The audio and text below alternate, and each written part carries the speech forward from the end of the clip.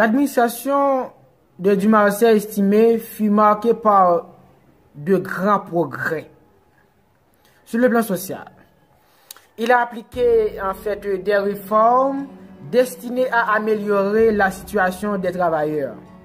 Le salaire minimum est passé de 30 à 70 gourdes. En janvier 1947, il est passé à 140 gourdes, puis à 200 gourdes en 1948. La reconstruction de la ville de Belader, cette belle réalisation, a rehaussé l'éclat d'Haïti sur la façade dominicaine.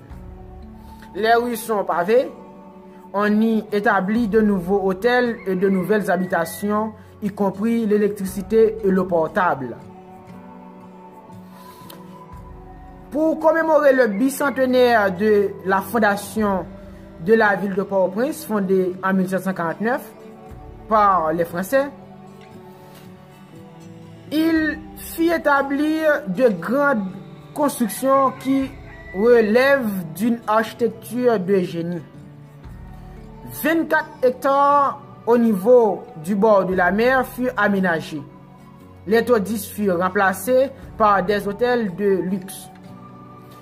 De Matissant à la place de l'hôtel de ville, y compris le littoral, de grands travaux furent entrepris pour combler la mer afin d'obtenir un terrain capable de supporter des constructions en béton.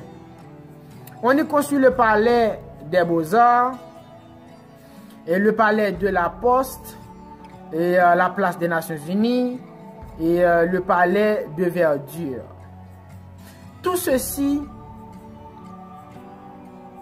dans le but d'organiser une grande exposition internationale à l'occasion des 200 ans de la naissance de la ville de Port-au-Prince.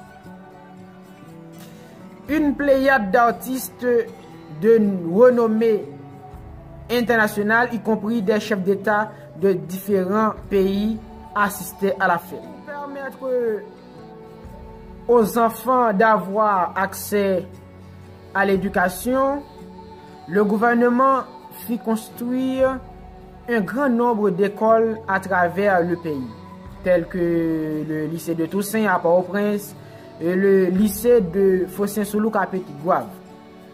Le salaire minimum des professeurs qui était à 70 gourdes a été passé à 100 gourdes en 1946 pour atteindre 200 gourdes en 1948.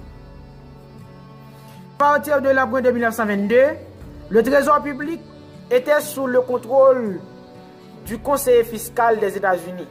Aucune transaction ne peut être effectuée sans son aval. D'un geste patriotique, le président appelle le peuple à une collecte nationale en vue du remboursement de la dette. Tous les fonctionnaires furent d'accord de donner une partie de leurs revenus. De cette manifestation patriotique, le gouvernement parvient à recueillir les fonds nécessaires et le 10 juin 1947, la Banque de la République d'Haïti redevient notre premier organisme financier. La loi sur la révision constitutionnelle votée le 15 juillet 1949 par le corps législatif suscite des débats. Cette révision constitutionnelle prolonge le mandat du président au 15 mai 1952, tandis que le président devait laisser le pouvoir le 15 mai 1950. Le 81 de la Constitution de 1946 interdit la réélection du président. L'idée manifestée par le président de prolonger son mandat soulève la colère de l'opposition. Si les députés se rangent aux côtés du président, les sénateurs, quant à eux, manifestent ouvertement leur opposition. En présence d'une telle situation, le président répond à une démonstration populaire. Le 8 mai, une foule conduite par les fonctionnaires du gouvernement envahit la salle des séances du Sénat. Le saccage puis gagne les rues au cri de « Vive !»